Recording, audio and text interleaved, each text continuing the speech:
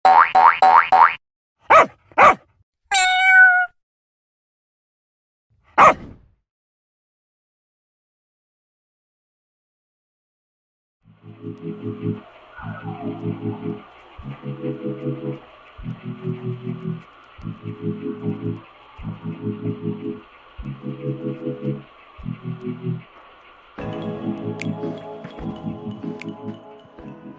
mga kabiyaya. It's another podcast. Eka nga, bilog ang mundo, the world is round. And again, we get to touch and meet people from our past in our present, such as this now podcast with Geraldine Mayor, also known as Din Din. How the animals make our lives more fulfilling, how our animals are the bridges and the go-betweens in relationships, in life, and the art of life. Salamat po mga kabiyaya. Thank you, Geraldine, Din. It was a real pleasure to have you on the show and hope to see you again soon. Magandang hapon mga kabiyaya. Nandito kami with a friend and somebody I didn't meet her. I met her sister, but I knew of her. And the animal world brought us together. Taga Mindoro din po siya. And actually, Assumption. Yeah. So it's so funny na taga-Assumption po ako ng high school, pero I never felt like I belonged. Uh-huh. And only lately, I feel I do. Yes. It's very strange. But it's good. It's a full circle. Well, Rina, there are many in Assumption who are involved in animal rescue, not in a scale like you do, but for most of their adult lives, when the situation came up, they took in the cat, they took in the dog that was in need, and gave it the care it needed, and then they also rehomed the animals. Yeah. In fact, I was thinking one of these days I should organize an Assumption alumni animal welfare group. Yeah, you should. You mentioned Claudia Wilson Tambunting. Yes. There's also Marisa Alejandro Lopa, I don't know her. Judith Zapanta. Judith. Yeah. No, I'm sure if I saw her, I would, it's a bit of a blur. Yeah. And Well, then, Grace is oh yeah, Grace is also Assumption. an advocate and also a dog owner.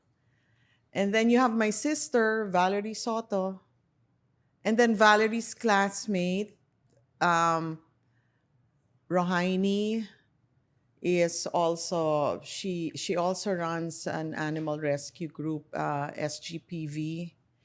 And she uses Biaya a lot. Yes, I know her. Yeah. I've met Rohaini Ramsey Cortez. Yeah. And then Assumption Antipolo did you go to Assumption Antipolo? No, I was Poveda. I was Okay. Teresianas then. That's That's why it was difficult to integrate into high school. You Because- didn't have enough time No. to integrate. No. Assumption Antipolo has around 100 cats. Really? In fact, 2 years ago, I sponsored a spay and neuter event there. Oh, great. And then the nuns, they authorized us and their staff to just prepare the cats for spay and neuter. So anyway, so I've already been living in the United States since 1996. I'm a psychiatrist, by the way. I'm a graduate of UP, College of Medicine, and then I practice in the United States. And it's in my line of work as a psychiatrist that I realized um, the greater value more than pet ownership that animals give humans.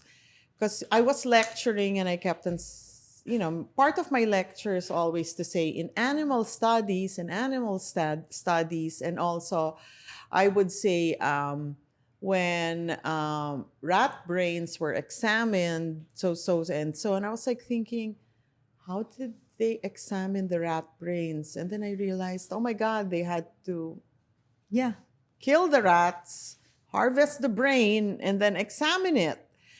And then that's when I realized, um, oh my God, like if we are testing on pain medicines on animals, they probably feel pain exactly as we do.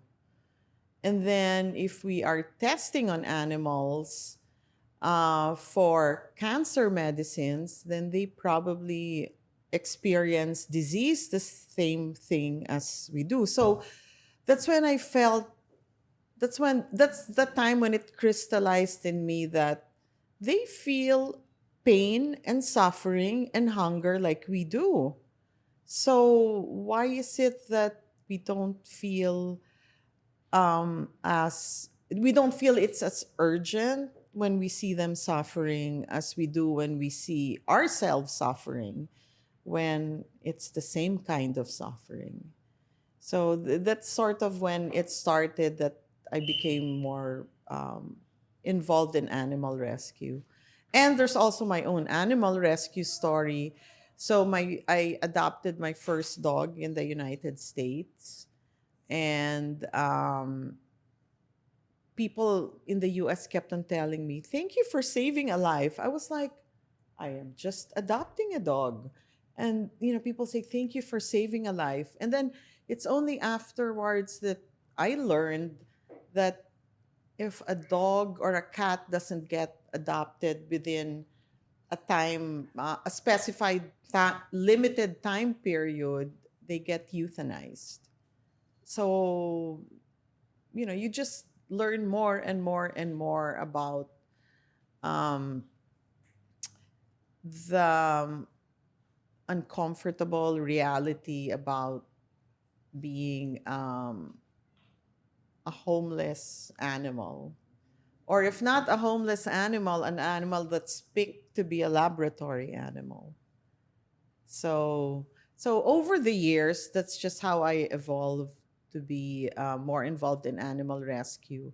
And I actually have um, started a federally recognized 501c3 animal welfare charity group in the United States that benefits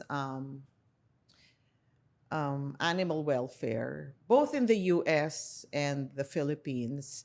I started it out helping, doing rescues on the streets, and I used to involve Claudia's good friends, Nenny Montinola, Paradis, Jessica Puyat, and um, and some more of their friends, Hazel Iris Liam, and Nan. You know Nan, right? Okay. So anyway, so Even Kit. Sobel. Oh yeah. That's that group eh. Yeah. Oo. And Sophia. Sophie. And Yeah. also Maritina Romulo. Yes. Yeah. Maritina's my classmate. Yeah. Batchmate of my cousin Jillian. Jillian, yes. Yeah. Jillian also rescued Her son, her Gab, son, Gab, who I rescues. textmated with. Oh, I know. That boy was really suffering. Um, Walking this route from school to, Yeah. I don't know where he was parking his car every day. That's Steve. Lewis. Steve, you remember Steve the dog? That's Steve. That Jillian's son Gab rescued, and he got adopted out Oh, good. after a year. Oh, thank God someone got the dog. So yeah, I used to utilize friends to rescue, but then I realized it's like an endless river. It's like it's like and it was not sustainable. And even if you, I mean, for me, For anyone. well, you probably have more chances of navigating it than any of us. But so, and then the difficult part is after you rescue and you get them healthy, no one, there's not a lot of people who are willing to adopt um, mixed breed dogs or dogs who have an uncertain beginning. It's so hard. And then so that's when I realized the solution really is spay and neuter. So my focus now is just spay and neuter. But the work is just so much. So when I heard about what Biaya Animal Welfare was doing, I was so grateful. I was so grateful. Um, but I'm also worried that this unending river of It's rescues it's just going to be overwhelming. So I hope you're doing okay. yeah, well, I don't know, but yeah. Wait, Yeah. sometimes I don't even want to acknowledge what I feel. Sometimes I don't even pay attention. I really don't, because if I focus on it, then it's just like really difficult. So it's like, okay, I have to make it through the hour, Yeah. and then, or through the day, Yeah. or through half the day. I'll be okay tomorrow. I have to survive until Wednesday. That's how I kind of, I chop it up. Uh, I chop it up. But, you know, going back to assumption, it's a really only maybe in the last few months, because I went to immersion, oh, where did you go? Balara, Quezon City? and I lived there for 2 months. Oh, during your high school. Yeah, the last year. So I lived in the squatter area for 2 months. Hmm. And that was really eye-opening, Mm-hmm. right? And this Mother Marie Eugenie thing, Yeah. woman for others, and blah blah blah. And it's so funny, but it's really, I guess, without knowing, ingrained in Yes. me. Uh-huh. Funny, I don't, because I only went to Assumption for 4 years. But you know how the nuns were, right? In terms of your service, Exactly. Yeah. right? Your substance. Uh-huh. And I was like, shucks, it really hit me hard, because it was like, my God, I was so at arm's length with it, but actually No, it's it's there. it's a seed that was planted, Yes. watered by whatever, sun shone somehow, and it's very much my being now. Well, you have you have to realize that the creator of both human beings and animals is the same one.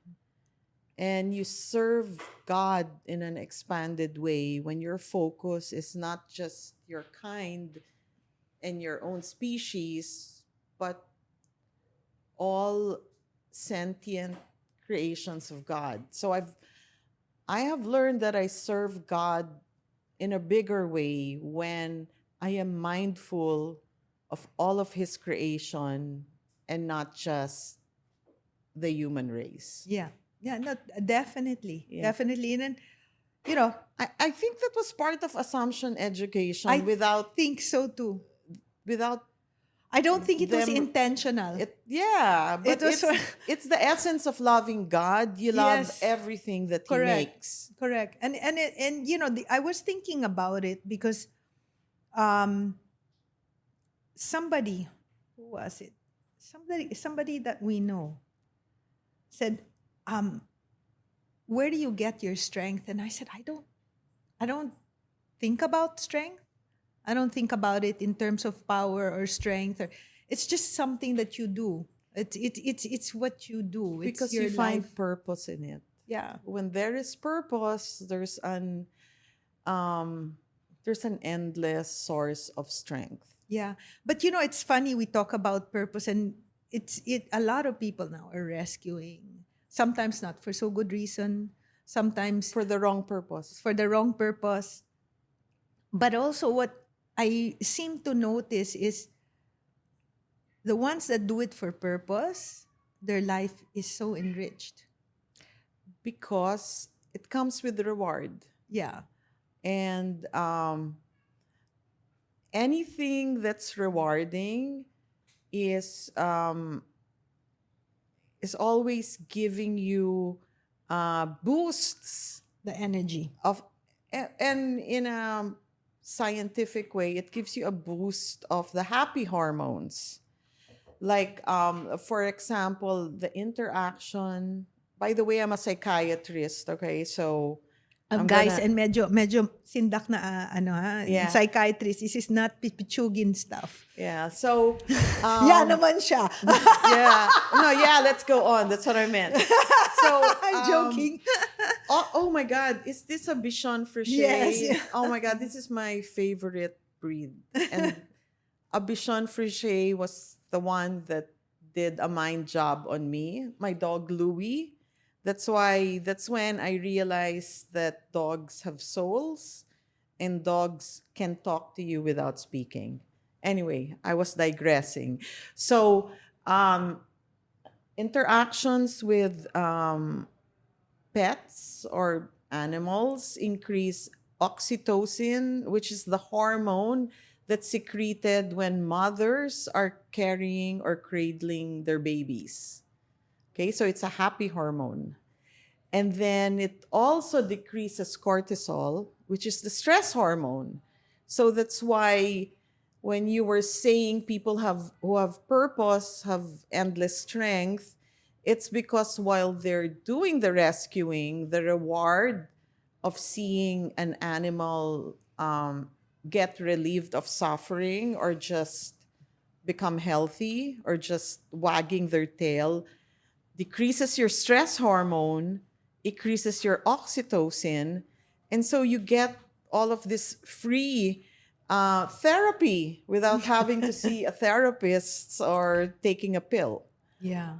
So it's once again, when you do it for the right reasons, you will feel rewarded, and it doesn't feel like work. It doesn't No. feel like sacrifice.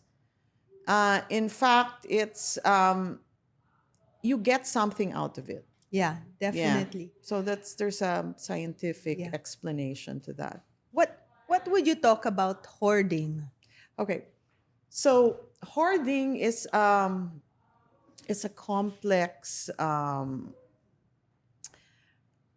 situation. Okay. Hoarding, when you say the animal hoarding, it's not about number. It's about the human's ability to provide food, shelter, veterinary care for the number of animals he or she has under her care. So you can have 5 in your care, but if you're homeless or you don't have a job and you can't feed the dogs and they're sick, I mean that is closer to hoarding than, let's say, someone who has 20 dogs and cats and birds, but they can afford to feed the dogs and cats and birds, and they have shelter for them, and when they get sick, animals can get veterinary care. So it's not about the absolute number. It's about hoarding would be the inability to provide the proper care and shelter for a more than the usual number of animals. Then that would be hoarding. How many have you kept at one time? Max Me, number. 7. And you have no help in the States. I have no help, but then as a doctor, I can afford dog sitters when I'm at work. Um, you know, I used to pamper myself and I would fly business class, but ever since I had 7 dogs, I would fly economy because half of the cost would go to a dog sitter while I'm away. Yeah. But, it was worth it. Like, I Yeah. loved going home and dogs. Yeah. No, I'm amazed because, I know Claudia used to say, how do you do it? You have 7 dogs and you live in the United States. But um, I just loved it. It's like, I know. I feel the same way. it's my personality that, I get bored with just the same thing over and over again. So I kind of like that, I have dealing with different personalities. And You have 7 children. yeah. And, I'm running around doing stuff for them all the time. So I enjoyed it. But there was a point where when they started getting older and I was always at the vet, I felt the financial strain. And then I also felt the emotional pain of dogs withering, dying. And so I realized the point at which it was already beginning to hurt me. And I made the decision to stop adopting. And I'm telling you, what helped me from adopting more dogs was caring for dogs in the Philippines. So for as long as I was like helping dogs here, it it gave the reward and the joy that I used to get from having several dogs at home. So that's what I'm telling you. When rescue really helps you, rather more than just you giving out Yeah. stuff. Rescue was helping me. It's what's helping me um, from adopting more dogs. How many do you have now? I only have 3. Yeah, it's more manageable. And yeah, and I think right now at this stage in my life, it's the healthy number.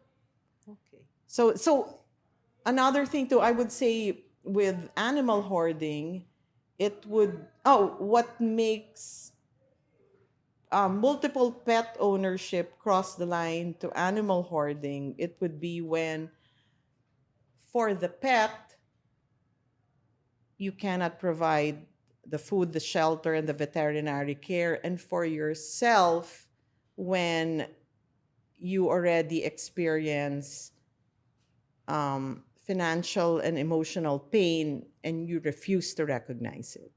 Yeah. Yeah. Yeah. So, Yeah. Do you have people you see who are veterinarians or in animal health industry? Because I was reading that it's a very high incidence of suicide yes. in the U.S. Yeah. First of all, we have to realize animals are like children. They're innocent and they're helpless. And just like it hurts so much pediatricians who see children who are abused,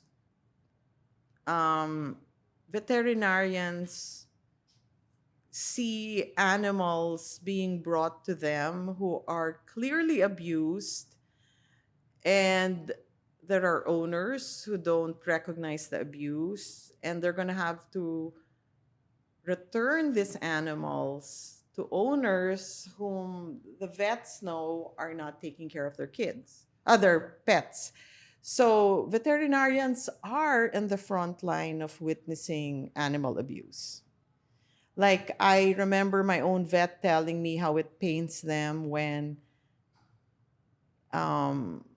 healthy, well dressed looking owners come with pets that are infested with fleas. Or if they tell the owners the care the pets need, but the owners refuse because they don't want to spend the money, and they just helplessly watch the pets go home with owners whom they know will continue to be negligent. So vets are exposed to a lot of uh, painful situations that they have to process. But then their hours are very long, so they don't have time to process it. Just as you said, you just have to deny it and just soldier on and just keep on working. So they develop burnout, compassion fatigue. If they don't reach out for help, it can develop into depression, and then if you have insomnia, and then you lack rest, everything can just spiral down. And then,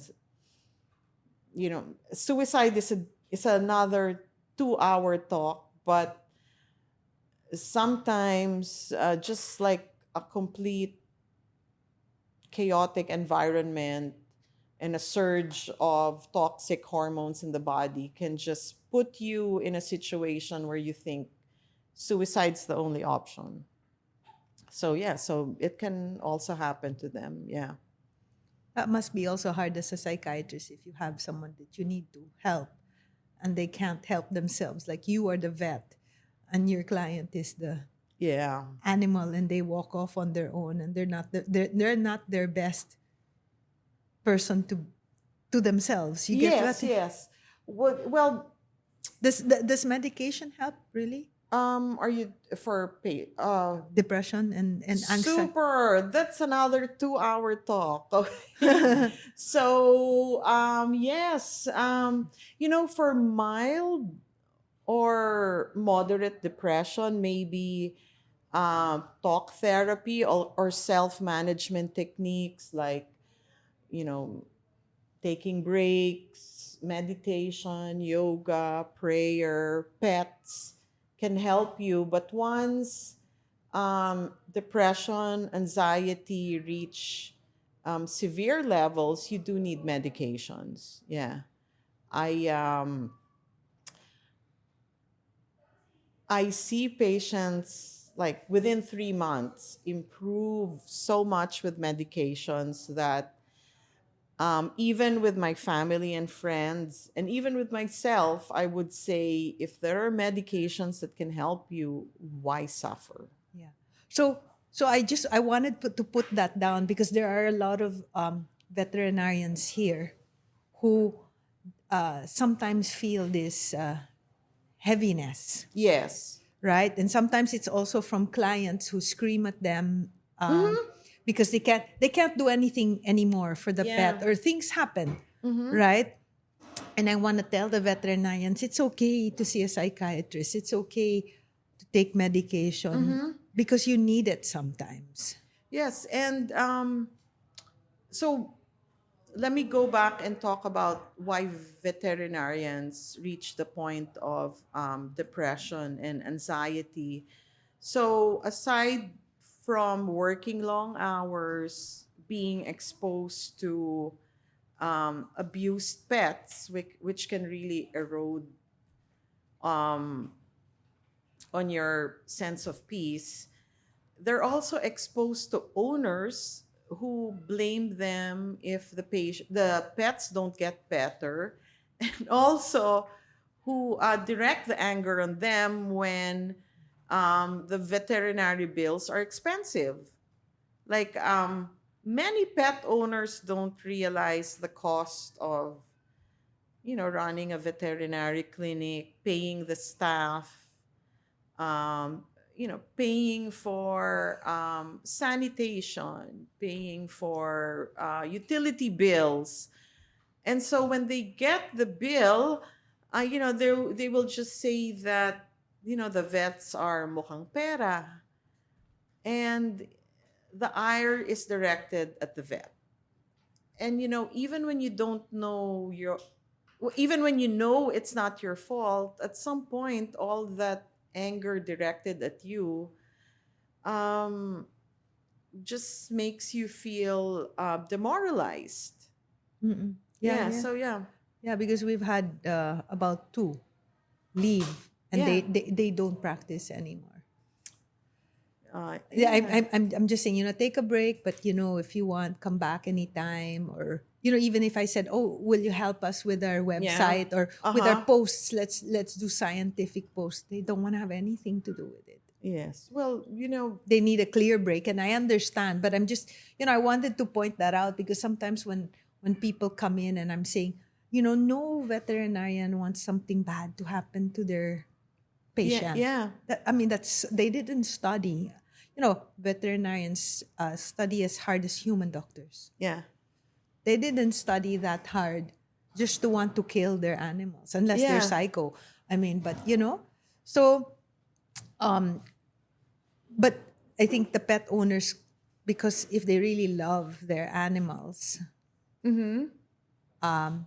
they can't blame themselves, so they Yes. pass on the blame. Yeah, And you're talking about rescuing. Just yesterday, I think, or this today, Louis sends me a photo of, I forgot to show you this dog, the one you were looking for earlier, panda. Panda. Yeah. Yeah. And he sends me a thing and he says, is Panda here, mom? And whatever. So I send him the photos. That's why we document everything when we rescue. Panda had an owner, Mm-hmm. has an owner. The owner surrendered Panda to us. And Panda's in really bad shape and needed the transfusion, etc., etc. And Louis is like, but mom said she's asking, how's her alaga? Oh, now this awa. Like, what the hell? Anyway, um, so I said, see, he has it firsthand. So now you understand sometimes where the frustration on my Yes, part, it's like, exactly. are you nuts? Like, what are you smoking? Right? So it's talaga, Well, huh? it's sometimes for us, it's hard to understand people who just don't know any better. The owner of Panda, I mean, you don't know what. What she's smoking. No, no, no. You don't know what was the attitude of the family she grew up in, of the Yeah, yeah, yeah, community yeah, yeah, towards yeah, yeah. animals. Like, there are still some people in the US, usually from immigrant families, who don't think going to a vet is part of pet care. No, because they don't. They don't, because back home, wherever they came from, it's usually a poorer country. Yeah, it's an economic thing. Yeah, so um they just think if the dog eats, that's enough. And but if it gets sick, then let's just see where the disease takes the animal. Yeah. And they probably have the same attitude towards themselves, like, if I get Yes. sick, I get sick. Yeah, so Yes. you know I'm a psychiatrist, so I have the training to sort of try to understand that some people just don't know any better, and seeing it that way makes it easier for me to handle anger. But then if you don't have that perspective, then I mean, you can get emotional. Yeah, no, it's I get emotional, but then I was like, okay, what can I do? Because we experience it all the time. Or like Yeah. the other day in Palawan, of all places, I saw this dog chained, and so I was like, okay, can I get the dog? Da da da. And she goes, oh yeah, sige po, ma'am, because we're just really waiting for it to die. I was like, huh? So I was like, bite your tongue, Rina. Yeah. Take the dog and get out of here before you Yeah. go ballistic, right? Yes. So good thing it was on a walk. So I walked back with the dog and I thought to myself, okay, never mind. God bless her. Never mind. God bless her. I just had to continuously have this dialogue in my mind. Yes. And it's not the first time. Mm-hmm. And it's not going to be the last time. But I still can never get used to it. I get more graceful as to how I, address it. But I can't get used to that. And it's like, it's no respect for life. And like you said, they don't respect their own lives. Yeah. Because right outside the door of this person is a kid, naked, Yeah. with no slippers, no nothing, naked, playing in the puddle of water because it rained a few hours before. So it's like, okay. It's painful. And And there's really an economic factor in it. yes, and the state of animals will really tell you about the state of the economy of a nation, because more progressive nations have a society that's more responsive to animals. So you don't know which came first. If they became progressive, that's why they're more caring about animals, or if as a nation they were caring about animals and it just reflected how they cared about everyone else, the people, their community, and that's why they're progressive. Yeah. Yeah. Yeah. No, there's so many angles and experiences. Mm-hmm. And the animals, like with me, I was like, my gosh, the places I've been to, the people I've met because of the rescues or because of the outreach. Mm-hmm. And in Mindoro, for example, Yeah. the practice was to tie the testicles together with rubber band. Oh, everywhere, even Yeah. here in Cavite. Yes, yeah. Yeah, But yeah, in Mindoro, they were like, are you sure that works? The castration was like, yeah, it works. Oh, no, because we do this. And it was like, okay, why don't you try this? Like, Yeah. try it out and it'll be okay. It's free anyway. Don't worry about it, kind of thing. So I know they do it all over, but I was, Yeah, I mean, they just don't know any no, better. they don't and they know not any to better. be Yeah. educated. In fact, so by the way, my animal welfare charity, it's called Philanthropy Inc. We co-sponsored with Biaya a spay and neuter project in Oriental Mindoro. And the team worked from a town called Bongabong. So we gave them notice that there was going to be a spay and neuter project like months ahead. Apparently, they had no idea what it was. They had no idea. So during the first day, there was just a trickle of people who came. And then after the first day, more people came on the second day. And then more people came on the third day. And at the end of the third day, there were people like saying, we have more animals that we'd like to bring, after they saw what a spay and neuter project was for. But we only had 3 days. We have And to go back. yeah, and they were saying, hindi po namin kasi alam kung ano ito eh. Pero nung narinig namin yung kapitbahay namin pumunta dito, nagmadali kami pumunta dito. So yeah, like I know we had like 600 slots. I think we only used up like mga just over 200. Yeah. And and something like 40 came on the first day, and then 80, and then suddenly like the There big were- bulk came on the there were third day. people coming from 3 hours away. Yeah, Calapan, the capital, they had to go to Mindoro. And because their transportation was limited, they couldn't bring all the pets. Yeah, yeah. So Yeah. we'll have to do that again. Actually, that's what I was telling Doc Jordan. We'll go to the Yeah. out of the way places. Yeah.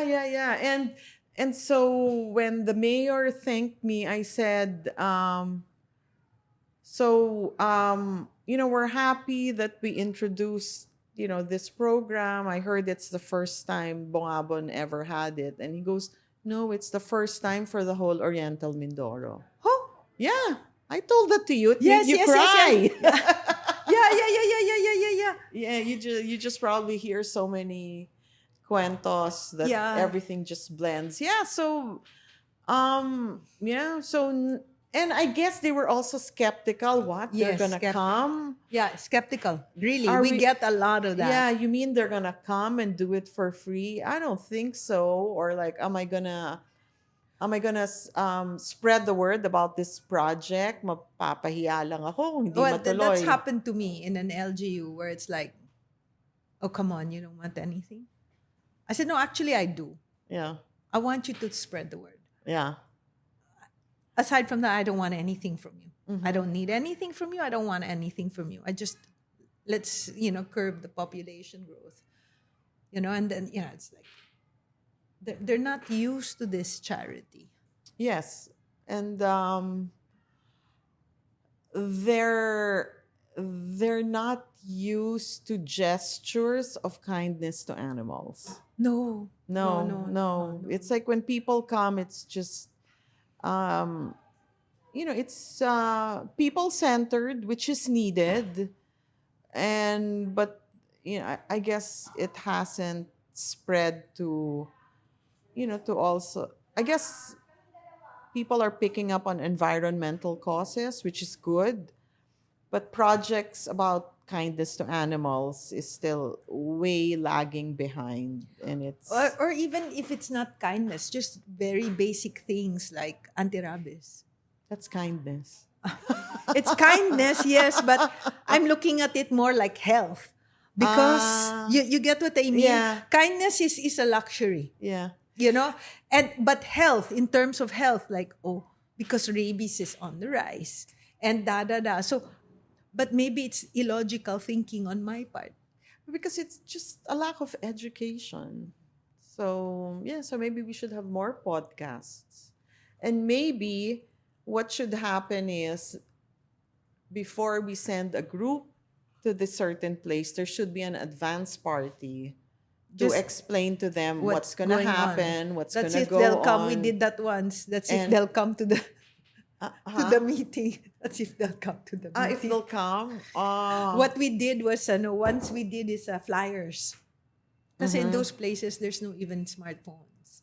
Yeah. So we did flyers and we'll pass it around. And so with each outreach in different areas, we also learn. Yes. Well, the next time we go to Mindoro, they'll know what it is. Yeah. And And people then- are going to come. Yeah. More people are going to come. Yeah. So, So tell us, how do you run your rescue? From which state are you in? New Jersey. Oh As my God. Claudia said, through my computer.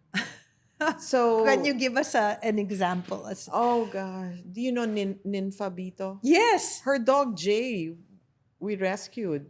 Okay. Yeah. So, like, let me just give you an example. So, it started out where people who knew that I had an animal welfare public charity, they would send me messages about, dogs or cats that they saw needing rescue. So, it's, my friends are animal lovers. So I would find volunteers who would usually ask someone to pick up the dog. Or actually, we know some dog catchers who will get the dog. And then before we took our pets either to the Cara's clinic, or there's one more, I already forget the name, but we'll take it to vets who are friendly to rescue. And then, by that time, I already would have funds. So I would see, when you would answer for the funding, more people are willing to be involved. Yes. Yeah. And then from there, I regularly communicate with the vets on how the pets are doing. And then my friends would fundraise, and I would also fundraise. And then until the pets got better. And then after that, that's where we hit a wall. We can't find people who would adopt the dogs. So I sort of slowed down on the rescue. And then that's when I decided to do spay and neuter. So everything I do virtually. And, it's your network just grows. Yeah. And now there's all these riders catching dogs and riding, riders that, Okay. pet transpo and Yeah, etc. yeah, There's a lot of yeah. that now. Barbie, she, I'll tell you this story. Panda 1, not Panda 2. Panda Yeah. 1. Panda 1 was on the eve of World Stray Day. And I went on this blitz. I didn't sleep that night and I was rescuing, right? Yeah. And Panda because Pandakan. And so we rescued Panda. And then in the morning, I received a message from Jerry saying, Rina, can you rescue this dog? And I was like, done. Yeah, I know. I was so impressed. I go, Done. wow. Done. Yeah, Panda came with another. Yes, Yeah. another one. So we also rescued that one. And funny enough, it took a long time for Panda's hair to grow back. Yeah. It's still a little kind of bungy here in the face. But we decided to just post something about, before and after. Yeah. And funny enough, we got a message. Barbie got a message, and somebody's interested in Panda One. And so we're gonna work on that adoption. And our whole adoption process is, okay, you fill up a contract, a form. We get your government IDs. We have a video. You video where the animals will be, and then we actually interview you, and then we deliver. We Uh-huh. actually deliver the animal to make sure that the space is what it is and we know where the animal is and etc. etc. So it's such a nice story where we weren't expecting anyone to be interested in adopting Panda, and then from nowhere somebody wants to adopt Panda. And for me it's like that is my payment. Yeah, exactly. That's my psychic income. Because it's like, how do you say this? Of course, I have a goal: stray-free, rabies-free, Philippines 2035. Yeah. Of course, it's a goal, but I don't work with a goal in mind. I just do it. Mm-hmm. And when something happens like that, it's like, oh, okay, someone's looking out for me. Yes. Or somebody's here helping, right? And when it doesn't work out, it's like, okay, maybe not yet the time, or it's not what it's supposed to happen. And so talking about God and purpose and all of that, you build a sort of like a prayer, or it's like a prayer for me. All Oh. of these things. Yeah. It's a prayer, or it builds faith because you do it because you do it. Yes. And you said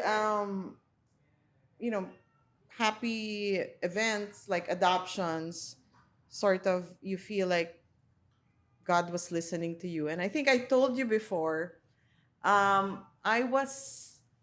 think I started doing this in 2000,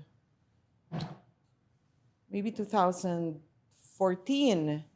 And when I was rescuing, and I just realized the immensity of the job that had to be done, and even if my fundraising was significant, it was just a drop in the bucket of what's needed to reach the whole Philippines. And I was just saying, sometimes I would think, oh God, I wish I'd win the lottery and I'd be able to go to the whole Philippines, because I just rescue in Manila.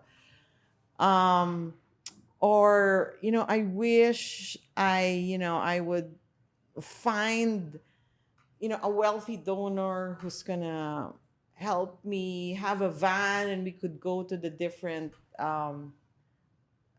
towns. And I go, maybe it'll happen, but I said, maybe not in my lifetime. So it was a sad thought that would recur to me here and there. But, I kept on praying or just thinking about it like, maybe.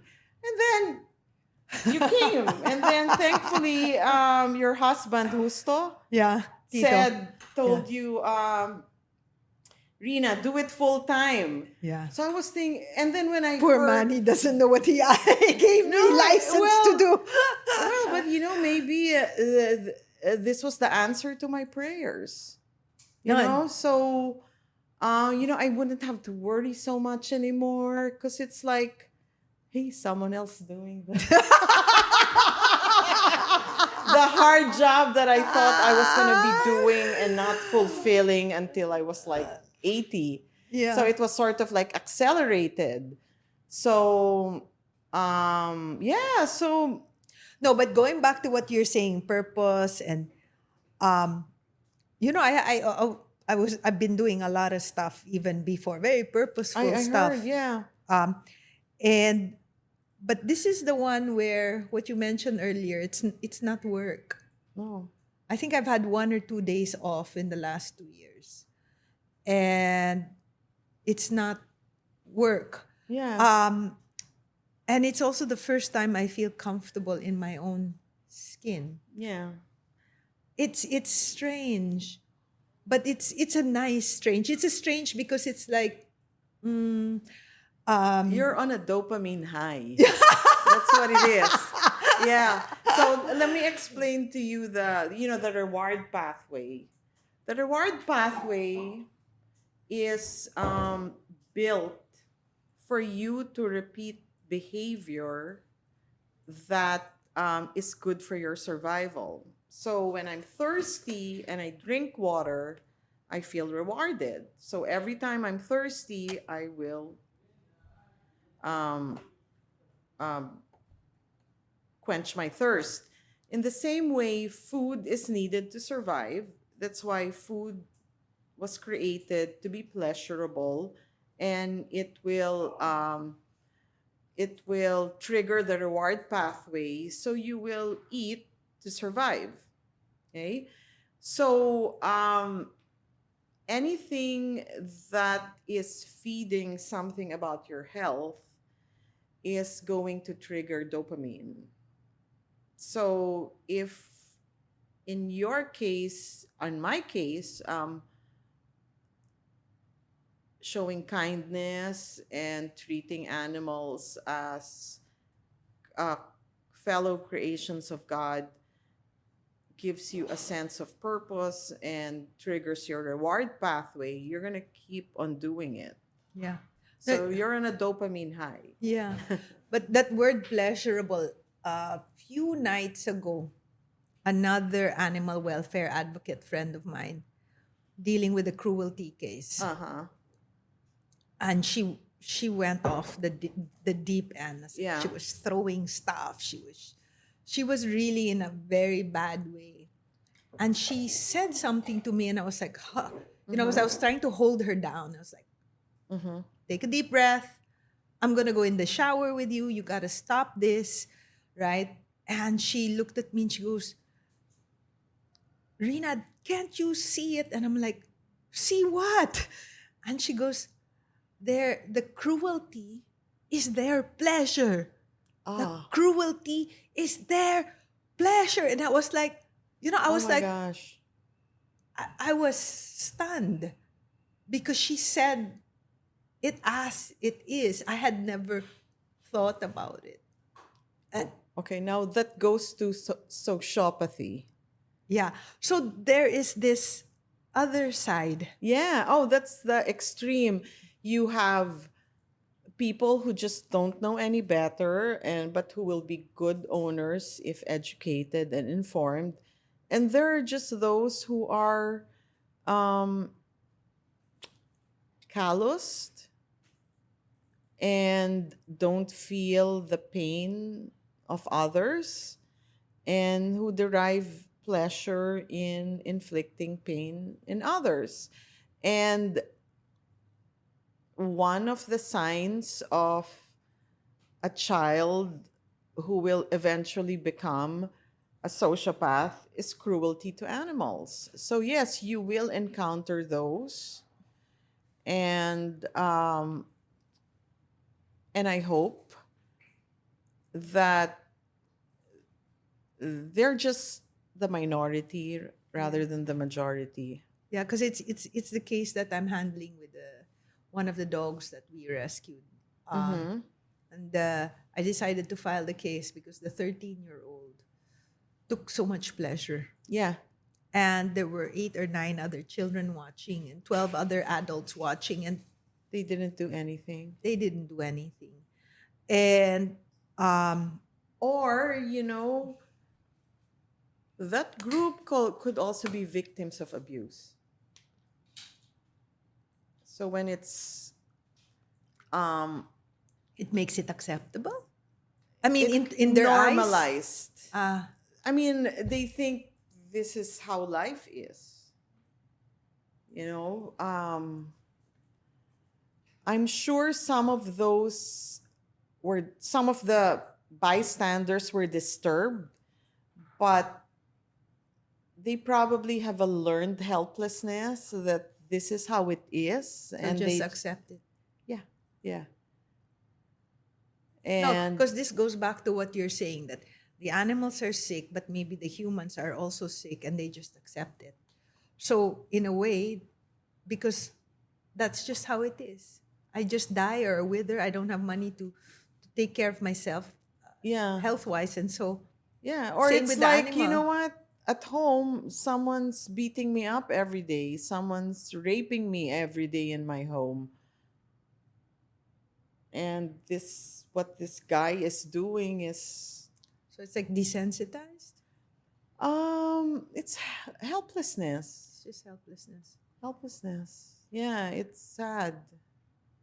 So, that there is that condition. Helplessness, yep.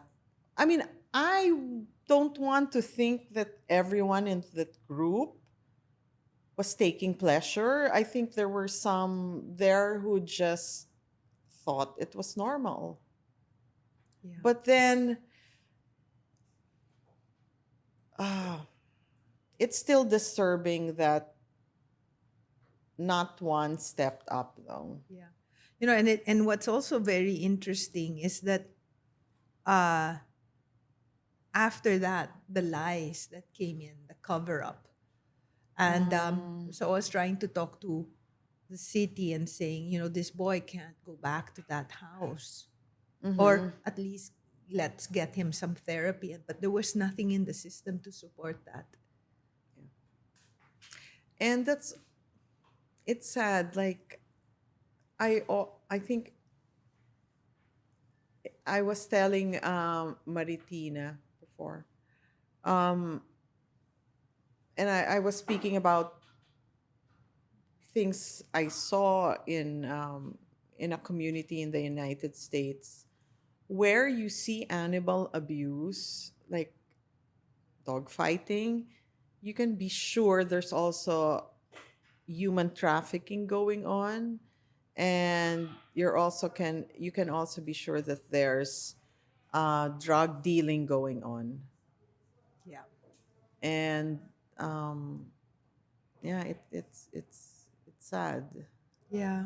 And by the way, I claim no full expertise on what was behind that situation, but I it's sad. Um, I just don't want to think that all of them were taking pleasure. Some of them just probably felt like there's I can't do we can't do anything Think about about it, it. and I some of them were probably even thinking this is happening to me, then So why it's a little bit sometimes like why our country doesn't evolve. that's a chicken or the egg thing Yeah. again. It's like, Like, we can't do anything about it. So, or it's like, is our society so immoral that's why we're not progressing, or it's because we're not a progressive nation that these behaviors are occurring. yeah, yeah, yeah. Yeah. It's That's why what you said earlier, the state and how they take care of their animals, it can reflect what's actually happening. happening. Uh-huh. Yeah. Actually, Gandhi said that in another Yeah. way. In Mm-hmm. another way. I That's why I'm telling people, you know what? Stop saying Bakit ko tutulungan ng hayop? Dapat tao muna. There shouldn't be a duality of charity. It's not an either or thing. You help whatever is suffering that is in front of you. Like you don't see suffering and you say, "Ay, hayop lang yan, hindi ko tutulungan yan." Kasi pag tinulungan ko yan, hindi ko tutulungan, mababawasan yung tulong sa tao.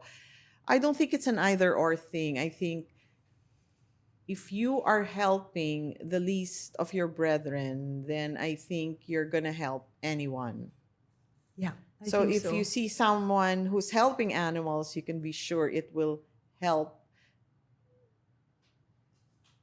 They will help all kinds of people, not just people who are close to them. It's funny because I had a conversation with someone, and they said, "Okay, so Rina, who helps? Give me names of people you and I know that help." So I gave some names, and he said, "She helps." Yeah. She helps? Of course not. I have this. No, I don't think so. I said, she helps a lot. And he was like, oh, then I'll have to change my mind about her. Yeah. And I was like, well, isn't that nice that you're able to change your mind because of how she helps dogs? Yeah. And so I was like, it was a nice feeling that it was because of the animals. The person had a different perspective now of this person. Well, animals help people communicate with each other. They break down barriers. Like, get boyfriend and girlfriend. yeah, pwede rin.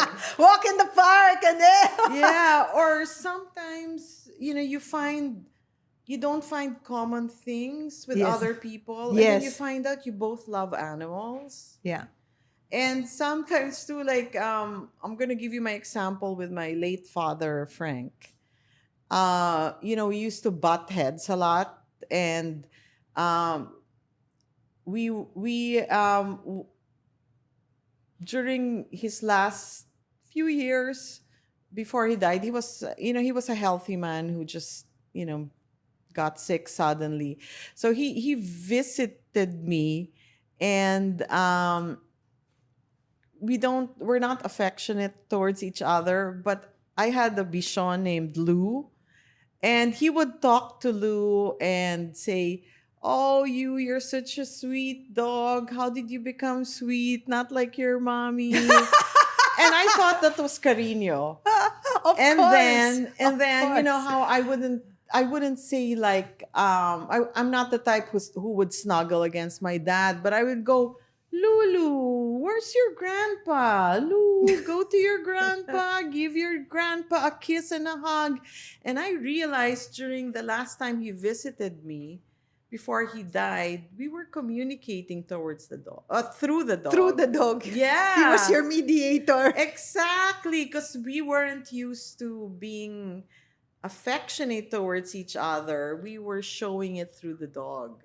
Yeah, we were communicating through the dog. Like, I was probably saying, you know what? My dad needs a hug. My dad needs a snuggle. So I was telling the dog, "Hey, Lou, hug grandpa." Or me. Yeah, and then my dad was probably wanting to tell me, "Hey, you did a good job. You have a cute dog that's making me happy." So instead of him telling me that, he was saying, "Oh, you're so cute, Lulu. How did you become so sweet when your mommy is Humans so are complicated." Exactly. Oh my God. But Yeah, but at least. But that was like one of my fondest memories, just before my dad just suddenly died. Like, we had a good visit because Lou was there.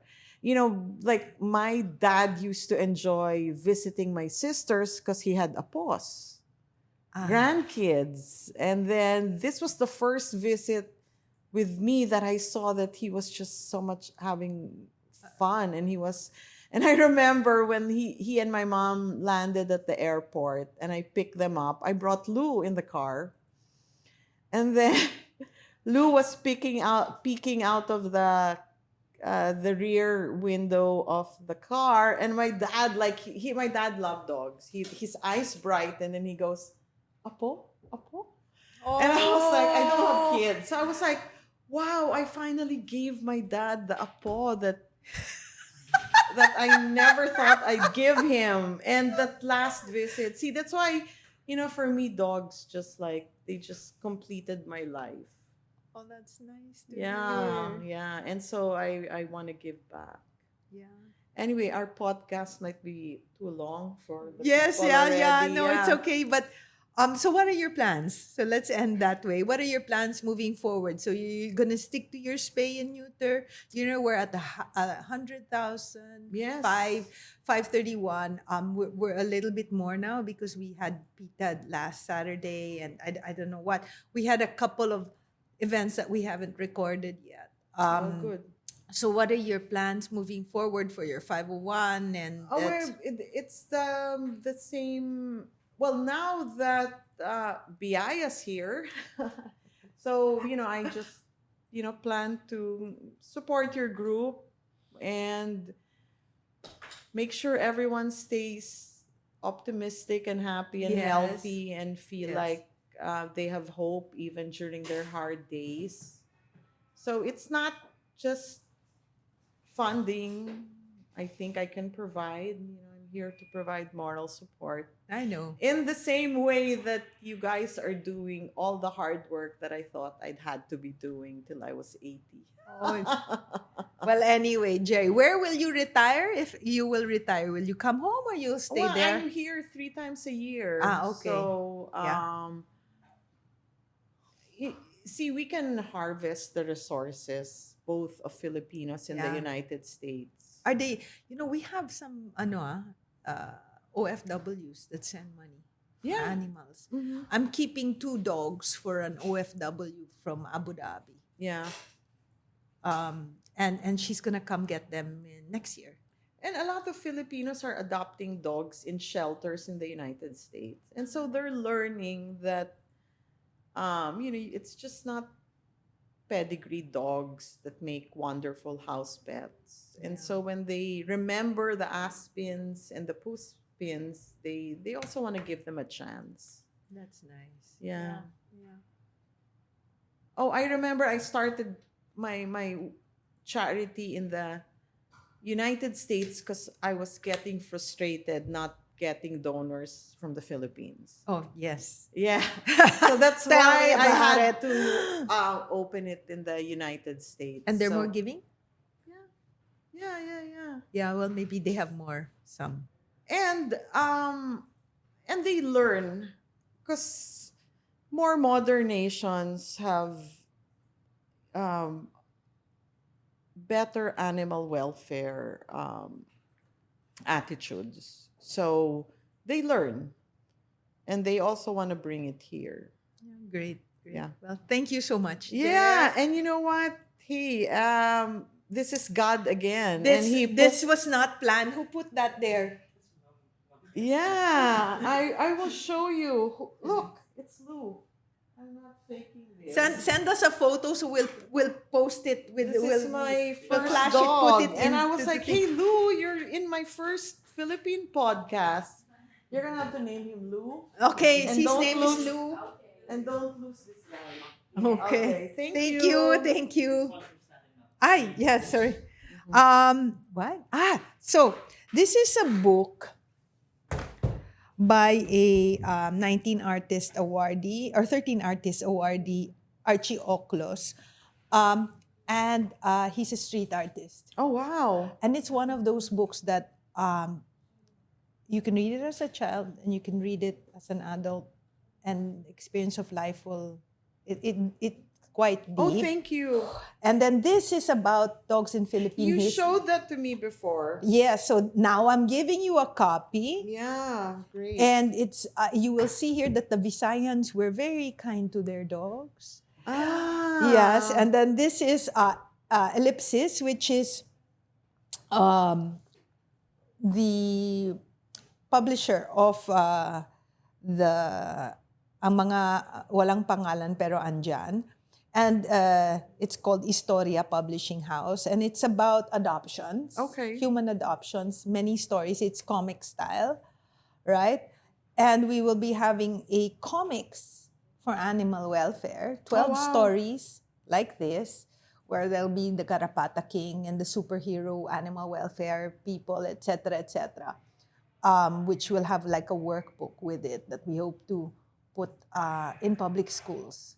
So now that Sunny Angara is Dep Ed, Oh, okay. because Anna is my classmate, his ate is my classmate. Oh, yeah, Ana Angara. Yeah, she's my Ana knows me. yeah. So Anna and Alex, his youngest, was my student. So there you go. Oh, okay. Good. All right, thank you. And our sponsors, thank you, Risa, Mitch, Cafe 2.0. Super, thank you. Ayala Malls, thank you for always being open to us for the adoption events, for the Kapon events. Thank you so much. Until the next time, salamat po mga kabiyaya. Hello mga kabiyaya. We are here to discuss anything under veterinary services, rescues, adoptions, TNVR, animal welfare, responsible pet ownerships. Anything and everything as well in between. Kung nais po ninyong magiging isang biyaya sa aming mga alagang aso't pusa, please comment below or message our Facebook page. We'd love to hear from you. Maraming salamat.